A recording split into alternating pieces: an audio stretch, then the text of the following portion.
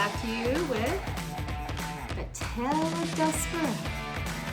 Chapter 11, The Threadmaster Cometh. Trouble. When Despereaux came to, he heard the drum. His father was beating a rhythm that had much more boom and much less tat.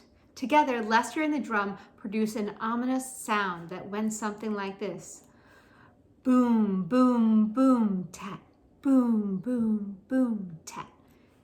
Make way for the thread, cried a mouse who was pushing a wooden spool of thread through the crowd. Make way for the thread. Boom, boom, boom, tat, went the drum. To the dungeon, shouted the mice. Despereaux lay on his back, blinking his eyes. How he wondered, had things gone so terribly wrong? Wasn't it a good thing to love?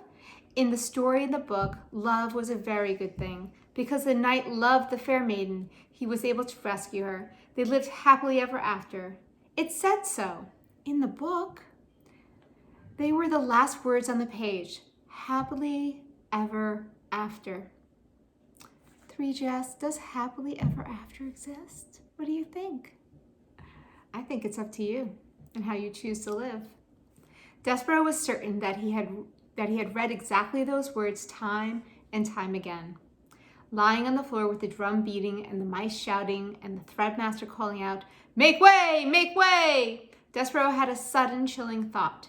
Had some other mouse eaten the words that spoke the truth? Did the knight and the fair maiden really not live happily ever after? Reader, do you believe there is such thing as happily ever after?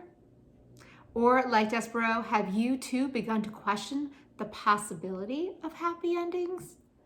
Happily ever after, whispered Despereaux. Happily ever after. He had said it again as the spool of thread came to a stop beside him. The thread! The thread! The thread! Murmured the mice. I'm sorry, said the mouse behind the spool, but I have to ask you to stand up. I have to do my job. Despereaux got slowly to his feet. On your hind legs, please, said the threadmaster. It's the rules. Despereaux stood on his hind legs. Thank you, said the mouse. I appreciate it. While Despereaux watched, the threadmaster unwound a length of red thread from the spool and tied a loop.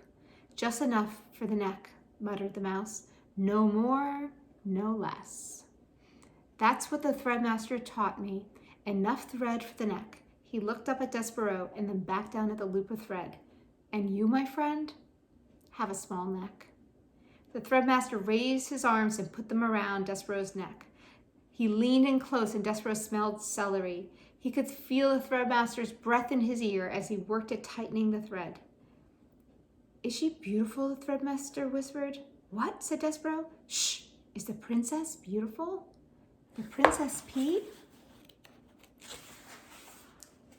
Yes, she's lovely beyond all imagining, said Despereaux.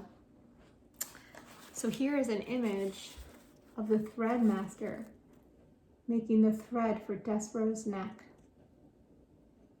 And just underneath the picture, it says, just enough for the neck, muttered the mouse. No more, no less.